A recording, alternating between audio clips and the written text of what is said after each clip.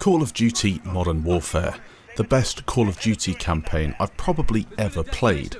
The cutscenes feel like a movie, the missions are to the point and really interesting. The characters are great, some missions are even controversial and others force you to make decisions that you can't really take light-heartedly. You've got night operations, long-range sniping, stealth, or you can go in loud.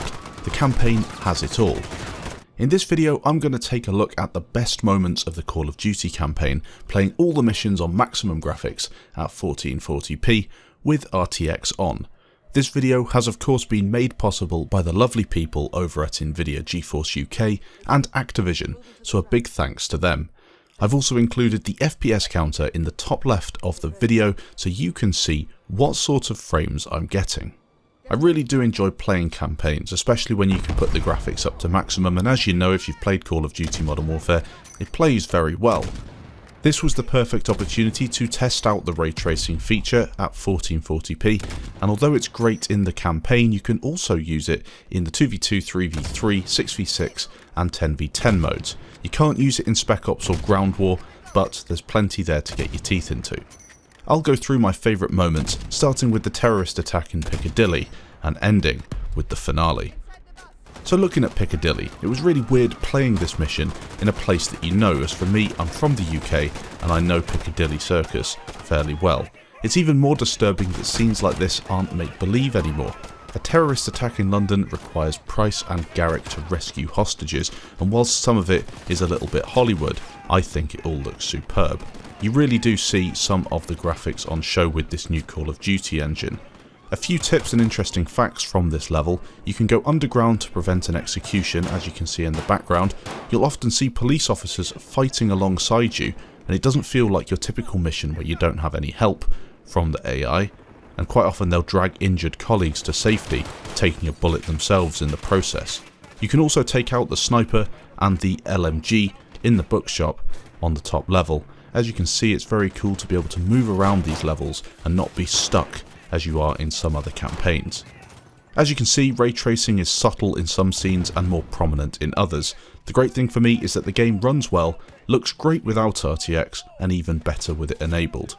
My favourite part of Piccadilly has to be the ending, with that really terrifying scene with the suicide vest.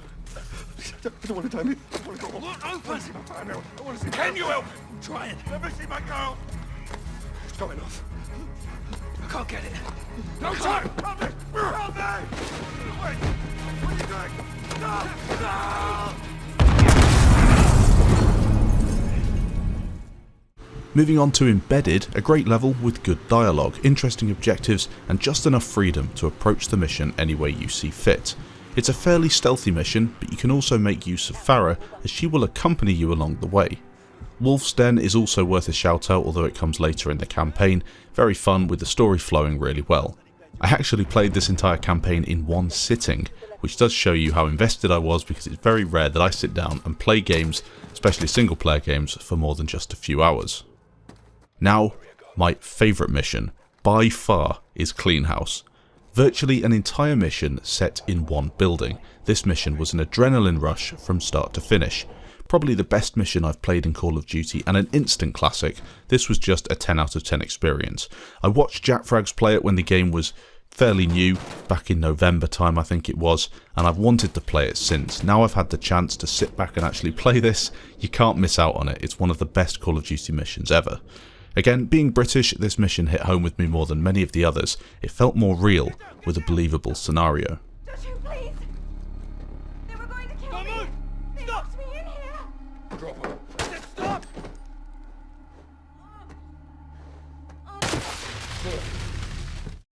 Highway of Death, again another mission taking place in a fairly static location but creating something completely compelling and interesting.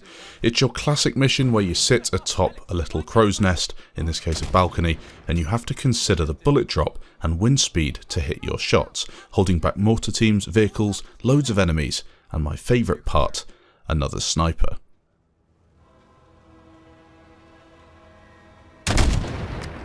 Got him. Good kill, Alex. Al-Qatala is regrouping across the highway. This could be him. A mission that I had a lot of fun with was Old Comrades. Modern Warfare is a gritty, no-holds-barred game, and this mission really shows it. After chasing the Butcher through the streets of St. Petersburg, you're placed with the responsibility of extracting key information from him, using his family for leverage. This mission and Hometown were probably the two most controversial in the game. If you've played it, you know you have some decisions to make, and there's lots of different routes you can go down. I tried a few of them, and I think really you do end up in the same place, but you get different dialogue, which is quite a nice approach. We're cleaning up a mess. With women and children. They were leverage. They were When hostages. you take the gloves off, you get blood on your hands, Kyle. That's how it works. The penultimate mission I'm going to take a look at in this video is Going Dark. This mission is more open-ended and allows you to approach it in a variety of different ways. I chose to sneak around, disabling the lights and taking out enemies with stealth.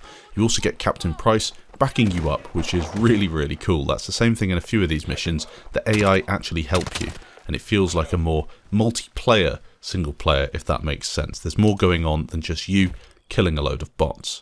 A really solid single player mission in my opinion, and one that I thoroughly enjoyed. The final mission, Into the Furnace, was actually pretty good. Usually with these final missions in Call of Duty you get a massive explosion at the end with a load of people fighting and surviving, and sometimes with the best Call of Duties you get a bit of controversy. I think this one kind of met in the middle. You had a really happy ending for the most part, with everyone getting what they wanted, some nice cutscenes, and of course the Michael Bay explosion. You fight your way through the factory encountering a juggernaut and hundreds of enemy combatants. The highlight for me is the ending, as we get to see Farah take her vengeance on Barkov, and Alex makes the ultimate sacrifice to complete the mission.